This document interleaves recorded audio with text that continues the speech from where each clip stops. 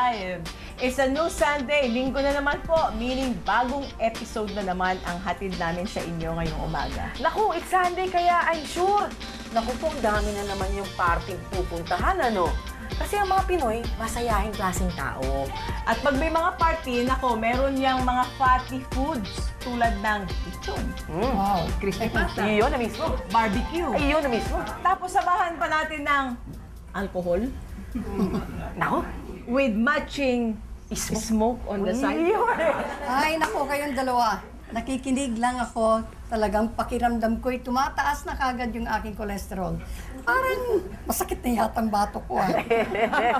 Tita, poor lifestyle choices, no? It's like engaging in alcohol drinks, cigarette smoking, and unhealthy diet can lead to diseases like stroke. Alam niyo bang top 2 sa cause of death sa Pilipinas ang stroke? Oo nga eh. At hindi na po pang matanda ang stroke, kahit po bata na i-stroke. Kaya nga, Susan, because of the high incidence of stroke cases in our country, we will again tackle this deadly disease and how you can prevent it. Kwento ito ng dalawang magkaibang tao na pareho na stroke at pareho naghirap, pero ngayon pareho silang bumabangon sa tulong ng Laminine po. Ito pong kwento ni Salvador Asusano ng Bacolod City. Panoorin po natin at sana magbigay po ng aral sa inyo.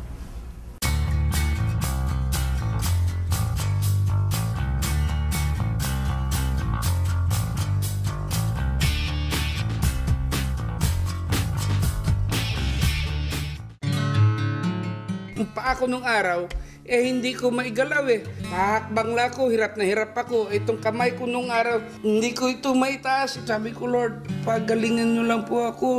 Magbabagong buhay na po ako. Si Salvador Asusano, taga Bacolod, isang halimbawa ng kasabihan na ang anumang sobra ay masama. Bisyo niya ay ang pag-inom ng sobrang alak.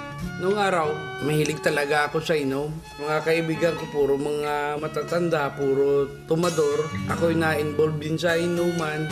So, araw-araw, talagang naghahanap ng pampulutan para lang makainom o kaya beer or anumang inumin. Pag naumpisa na mula umaga hanggang gabi, ayan, inuman na lang ang inuman. At syempre, kasabay ng alak ay ang mga pulutan masama sa kalusugan na mismong si Salvador pa ang nagluluto. Nung araw nagtitinda ako ng karne, mahilig ako magluto ng pulutan na papaitan. Masyadong makolesterol yan. Talagang ganadong-ganado ka sa inom. Ang sarap ng inuman, may kantahan pa nga. Halos araw-araw ang ginawa niyang pag-abuso sa kanyang sarili dahil sa bisyo para wala nang bukas ang pag-inom na ginawa niya. At sa hindi inaasahang pangyayari, dahil na rin sa sobrang alak, na-stroke siya. So, na-stroke ako. Ibig sabihin, nung may tama na ako ng stroke, kabingi bunganga ko, luwa yung mata ko. Sa nangyari sa kanya, labis ang naging pagsisisi ni Salvador. Wala na akong ginawa kundi mag-pray na mag-pray sa kay Lord. Ang katabi ko ay laging Bible. Lagi na lang naghihinagpis ang pagmumukha ko na talagang nawala ang sigla. Isang araw, isang kaibigan ang nagpakilala sa kanya ng Laminine. Nung makita ni Ma'am Susan Barlin, natanong sa akin kung ano ang nangyari sa akin. Sabi ko, Ma'am, na-stroke po ako. Pag naglalakad ako, talagang tabingi ilam, limping-limping talaga. Dahil may compassionate heart ito si Ma'am Barlin, ginawa niya akong miyembro. She gave me 3 boxes of Laminine. Sinubukan ni Salvador ang Laminine. Resulta, naging maayos ang pakiramdam niya. Nainom ko yung Laminine.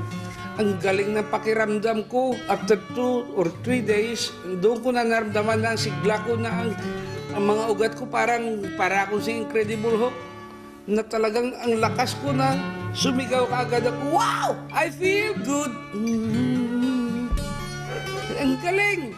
Ang galing! Jesus is so good, di ba? Nung na-stroke siya, talagang parang vegetable siya. Hindi siya makalakad, inaalalayan namin upang makapunta ng CR. Sa tulong ng may kapal at ng Laminine na hatid ni Susan Barlin sa bansa, umaasa si Salvador na tuloy-tuloy na ang pagbuti ng kanyang kalusugan.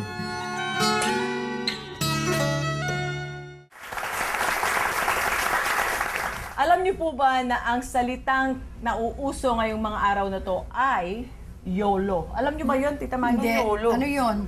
You only live once. Ay, sus! Ayan. You only live. Okay. So kayo hindi niyo alam yun. Kaya naman, they are living their lives to the fullest, no?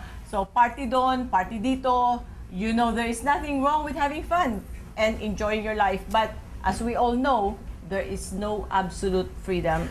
Tama. Kaya, alam mo, yung being carefree doesn't equate to us being abusive to our body. Tandaan, lahat ng sobra ay mali. May consequence. When we come back, we will give you our panel of doctors to discuss about stroke. Meanwhile, YOLO. Don't forget, YOLO tayo. You only live once? With Laminite. Okay, wait lang. No.